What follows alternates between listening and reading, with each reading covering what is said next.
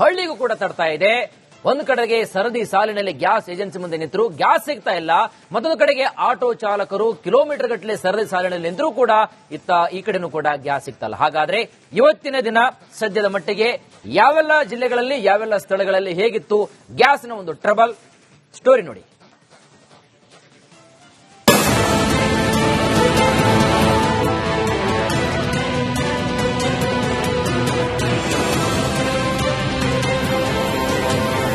ರಾಜ್ಯದಲ್ಲಿ LPG ಹಾಹಾಕಾರ ತಗ್ಗುತ್ತಿಲ್ಲ. Auto ಚಾಲಕರ ಬದುಕು ಅಕ್ಷರಶಃ ಬೀದಿಗೆ ಬಂದಿದೆ. ಗ್ಯಾಸ್ ಎಮರ್ಜೆನ್ಸಿಯಿಂದಾಗಿ ಚಾಲಕರು ಅನುಭವಿಸುತ್ತಿರುವಂತಹ ಗೋಳು ಅಷ್ಟಿಷ್ಟಲ್ಲ.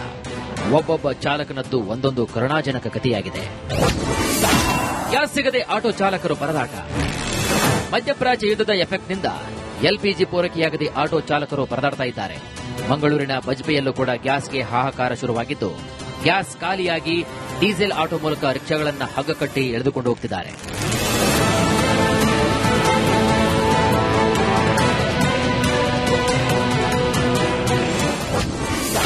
ಆಟೋ ಗ್ಯಾಸ್ಗಾಗಿ ಹಾಹಾಕಾರ. ಆಟೋ ಗ್ಯಾಸ್ ಪೂರೈಕೆಯಾಗದೆ ಹುಬ್ಬಳ್ಳಿ ಧಾರವಾಡದಲ್ಲಿ ಬರೋಬ್ಬರಿ 21 ಬಂಕ್ಗಳು ಬಂದ್ ಆಗಿವೆ. ಇದರಿಂದ ಆಟೋ ಚಾಲಕರು ಅಕ್ಷರಶಃ ಕಂಗಾಲಾಗಿದ್ದಾರೆ. ಹುಬ್ಬಳ್ಳಿ ಧಾರವಾಡ ಅವಳಿ ನಗರದಾದ್ಯಂತ ಸುಮಾರು 21 ಆಟೋ ಗ್ಯಾಸ್ ಎಲ್ಪಿಜಿ ಬಂಕ್ಗಳಿದಾವೆ. ದಿನೇ ದಿನೇ ಮೊನ್ನೆವರೆಗೂ ದಿನೇ ಸಾಕಷ್ಟು ಒಂದು ಬೆಲೆ ಏರಿಕೆ ಹಿನ್ನೆಲೆಯಲ್ಲಿ ಆಟೋ ಚಾಲಕರು ತಮ್ಮ ಆಟೋಗಳನ್ನ ರಸ್ತೆಗೆ ಇಳಿಸೋದೇ ಸಾಕಷ್ಟು ದುಸ್ತರ ಆಗಿರುವಂತದ್ದು. ಈ ಹಿನ್ನೆಲೆಯಲ್ಲಿ ಆಟೋ ಚಾಲಕರು ತಮ್ಮ ಜೀವನೋಪಾಯವನ್ನು ನಡೆಸೋದಕ್ಕೂ ಸಾಕಷ್ಟು ಸಂಕಷ್ಟವನ್ನು ಎದುರಿಸುವಂತಹ ಪರಿಸ್ಥಿತಿ ಇಲ್ಲಿ ನಿರ್ಮಾಣ ಆಗಿರ್ತಕ್ಕಂಥದ್ದು. 1000ಕ್ಕೂ ಹೆಚ್ಚು ಆಟೋಗಳು ಕ್ಯೂ. ಬಳ್ಳಾರಿಯಲ್ಲಿ ಎಲ್ಪಿಜಿಯನ್ನು ಹಾಕಿಸಿಕೊಳ್ಳಲು ಆಟೋ ಚಾಲಕರು ಪರದಾಡಿದ್ದಾರೆ.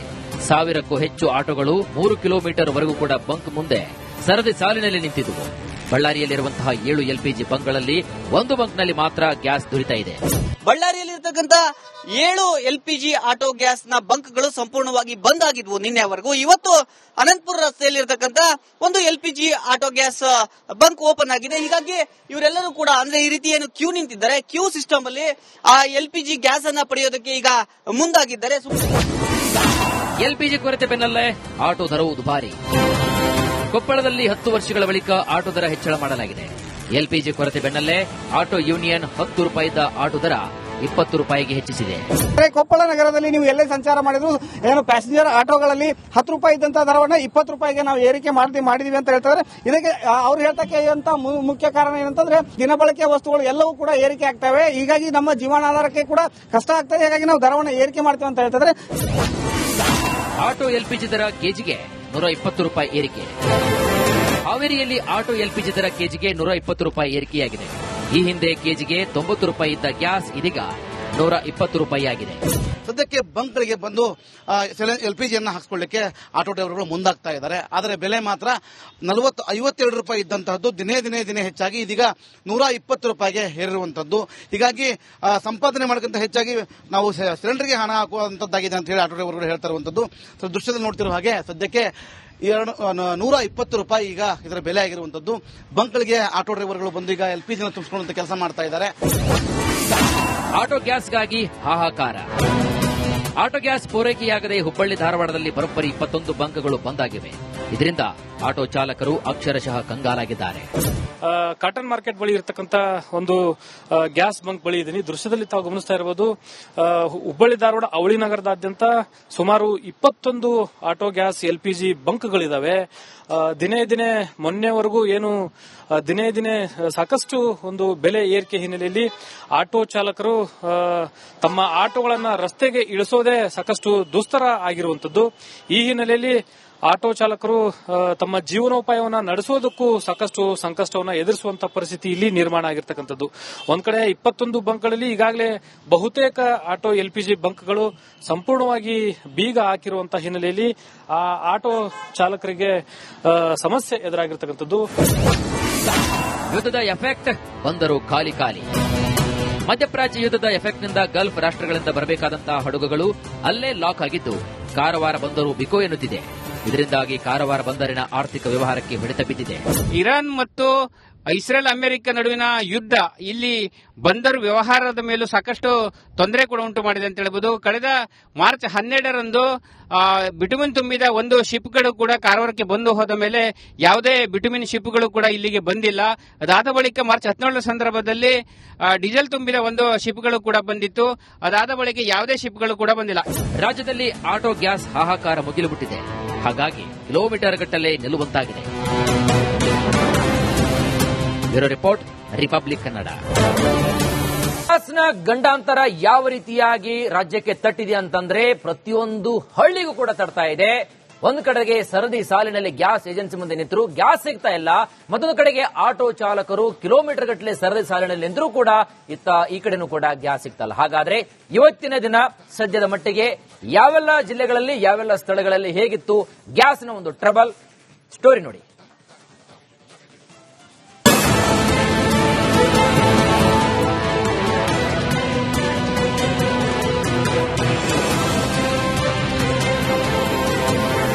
ರಾಜ್ಯದಲ್ಲಿ ಎಲ್ಪಿಜಿ ಹಾಹಾಕಾರ ತಗ್ಗುತ್ತಿಲ್ಲ. ಆಟೋ ಚಾಲಕರ ಬದುಕು ಅಕ್ಷರಶಃ ಬೀದಿಗೆ ಬಂದಿದೆ.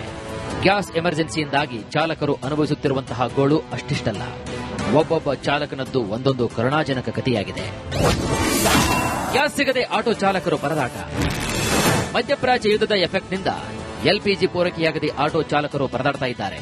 ಮಂಗಳೂರಿನ ಬಜ್ಪೆಯಲ್ಲೂ ಕೂಡ ಗ್ಯಾಸ್ಗೆ ಹಾಹಾಕಾರ ಶುರುವಾಗಿದ್ದು, ಗ್ಯಾಸ್ ಖಾಲಿಯಾಗಿ ಡೀಸೆಲ್ ಆಟೋ ಮೂಲಕ ರಿಕ್ಷಾಗಳನ್ನು ಹಗ್ಗ ಕಟ್ಟಿ ಎಳೆದುಕೊಂಡು ಹೋಗುತ್ತಿದ್ದಾರೆ.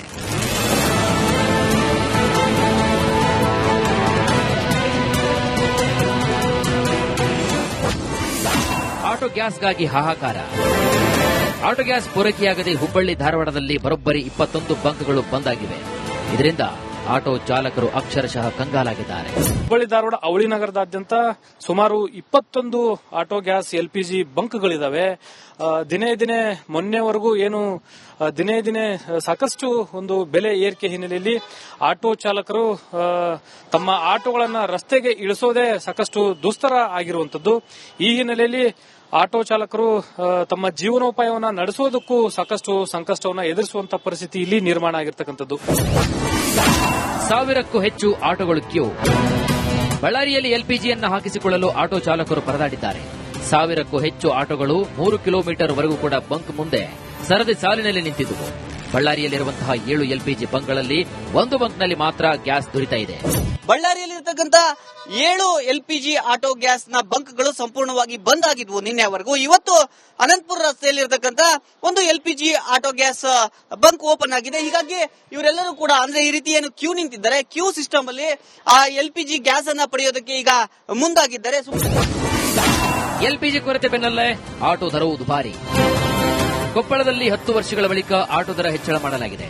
ಎಲ್ಪಿಜಿ ಕೊರತೆ ಬೆನ್ನಲ್ಲೇ ಆಟೋ ಯೂನಿಯನ್ 10 ರೂಪಾಯಿದ ಆಟೋ ದರ 20 ರೂಪಾಯಿಗೆ ಹೆಚ್ಚಿಸಿದೆ. ಕೊಪ್ಪಳ ನಗರದಲ್ಲಿ ನೀವು ಎಲ್ಲೇ ಸಂಚಾರ ಮಾಡಿದ್ರು ಏನು ಪ್ಯಾಸೆಂಜರ್ ಆಟೋಗಳಲ್ಲಿ 10 ರೂಪಾಯಿ ಇದ್ದಂತ ದರವನ್ನ 20 ರೂಪಾಯಿಗೆ ನಾವು ಏರಿಕೆ ಮಾಡಿದೀವಿ ಅಂತ ಹೇಳ್ತಾರೆ. ಇದಕ್ಕೆ ಅವ್ರು ಹೇಳ್ತಕ್ಕೆ ಮುಖ್ಯ ಕಾರಣ ಏನಂತಂದ್ರೆ ದಿನಬಳಕೆ ವಸ್ತುಗಳು ಎಲ್ಲವೂ ಕೂಡ ಏರಿಕೆ ಆಗ್ತವೆ. ಹೀಗಾಗಿ ನಮ್ಮ ಜೀವನಾಧಾರಕ್ಕೆ ಕೂಡ ಕಷ್ಟ ಆಗ್ತದೆ. ಹೀಗಾಗಿ ನಾವು ದರವನ್ನು ಏರಿಕೆ ಮಾಡ್ತೇವೆ ಅಂತ ಹೇಳ್ತಾರೆ. ಆಟೋ ಎಲ್ಪಿಜಿ ದರ ಕೆಜಿಗೆ 120 ರೂಪಾಯಿ ಏರಿಕೆ. ಹಾವೇರಿಯಲ್ಲಿ ಆಟೋ ಎಲ್ಪಿಜಿ ದರ ಕೆಜಿಗೆ 120 ರೂಪಾಯಿ ಏರಿಕೆಯಾಗಿದೆ. ಈ ಹಿಂದೆ ಕೆಜಿಗೆ 90 ರೂಪಾಯಿ ಇದ್ದ ಗ್ಯಾಸ್ ಇದೀಗ 120 ರೂಪಾಯಿ ಆಗಿದೆ. ಸದ್ಯಕ್ಕೆ ಬಂಕ್ಗಳಿಗೆ ಬಂದು ಎಲ್ಪಿಜಿಯನ್ನು ಹಾಕಿಕೊಳ್ಳಿಕ್ಕೆ ಆಟೋ ಡ್ರೈವರ್ಗಳು ಮುಂದಾಗ್ತಾ ಇದ್ದಾರೆ. ಆದರೆ ಬೆಲೆ ಮಾತ್ರ 52 ರೂಪಾಯಿ ಇದ್ದಂತಹದ್ದು ದಿನೇ ದಿನೇ ದಿನೇ ಹೆಚ್ಚಾಗಿ ಇದೀಗ 120 ರೂಪಾಯಿಗೆ ಏರಿರುವಂತದ್ದು.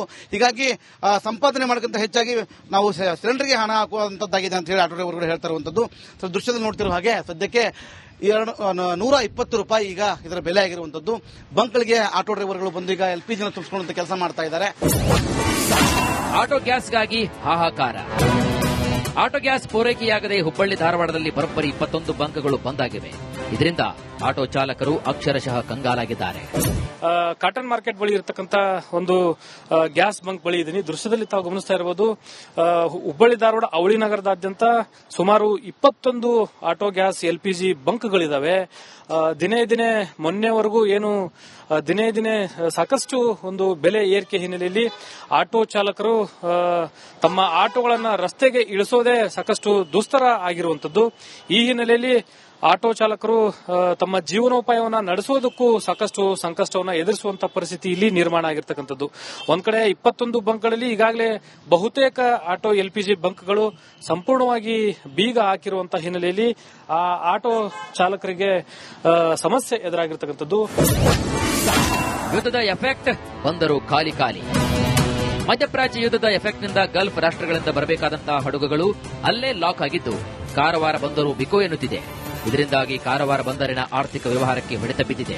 ಇರಾನ್ ಮತ್ತು ಇಸ್ರೇಲ್ ಅಮೆರಿಕ ನಡುವಿನ ಯುದ್ಧ ಇಲ್ಲಿ ಬಂದರು ವ್ಯವಹಾರದ ಮೇಲೂ ಸಾಕಷ್ಟು ತೊಂದರೆ ಕೂಡ ಉಂಟು ಮಾಡಿದೆ ಅಂತ ಹೇಳಬಹುದು. ಕಳೆದ ಮಾರ್ಚ್ 12ರಂದು ಬಿಟುಮಿನ್ ತುಂಬಿದ ಒಂದು ಶಿಪ್ಗಳು ಕೂಡ ಕಾರವಾರಕ್ಕೆ ಬಂದು ಹೋದ ಮೇಲೆ ಯಾವುದೇ ಬಿಟುಮಿನ್ ಶಿಪ್ಗಳು ಕೂಡ ಇಲ್ಲಿಗೆ ಬಂದಿಲ್ಲ. ಅದಾದ ಬಳಿಕ ಮಾರ್ಚ್ 17ರ ಸಂದರ್ಭದಲ್ಲಿ ಡೀಸೆಲ್ ತುಂಬಿದ ಒಂದು ಶಿಪ್ಗಳು ಕೂಡ ಬಂದಿತ್ತು. ಅದಾದ ಬಳಿಕ ಯಾವುದೇ ಶಿಪ್ಗಳು ಕೂಡ ಬಂದಿಲ್ಲ. ರಾಜ್ಯದಲ್ಲಿ ಆಟೋ ಗ್ಯಾಸ್ ಹಾಹಾಕಾರ ಮುಗಿಲು ಬಿಟ್ಟಿದೆ. ಹಾಗಾಗಿ ಕಿಲೋಮೀಟರ್ ಗಟ್ಟಲೆ ನಿಲ್ಲುವಂತಾಗಿದೆ.